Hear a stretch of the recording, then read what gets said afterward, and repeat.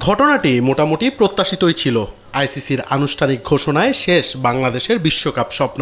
টাইগারদের বাদ দিয়ে স্কটল্যান্ডকে আসন্ন বিশ্ব আসরের টিকিট দিল আইসিসি।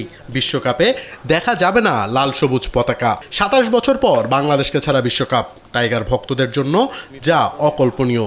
বর্তমান থেকে সাবেক সকলেই হতাশ।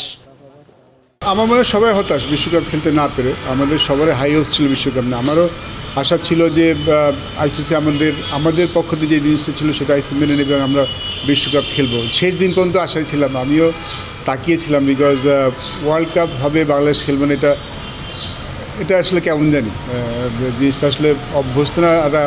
প্রতি ওয়ার্ল্ড কাপ আর যখন আসে একটা আশা নিয়েই তো আমরা ওয়ার্ল্ড কাপে করি সারা, এবং এই ওয়ার্ল্ড কাপের জন্য কিন্তু প্রস্তুতি নিচ্ছিল বাংলাদেশ প্রায় 2 বছর ধরে।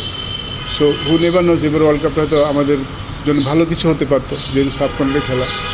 দিন শেষে তো আমি অবশ্যই হতাশ, বাট আমাদের কারোই হয়তো সম্ভবত তেমন কিছু করার ছিল না।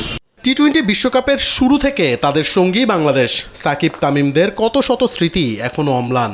সময়ের পরিক্রমায় লাল সবুজের প্রতিনিধিত্বে লিটন তাসকিনরা। যদিও পরিবর্তিত পরিস্থিতি, আসন্ন বিশ্বকাপে শূন্যতা বাংলাদেশকে নিয়ে। টাইগারদের নিয়ে ভক্তদের অনেক স্বপ্ন, তবে বাস্তবতা যে বড়ই নির্মম।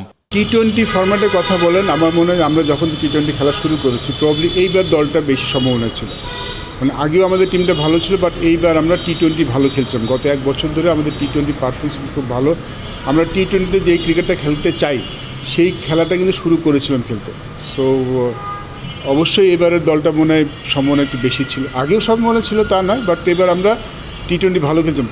লাস্ট কয়েকটা 1 বছর ধরে বাইল্যাটারাল সিরিজে টি-20তে কিন্তু আমাদের ফর্মটা খুব ভালো ছিল।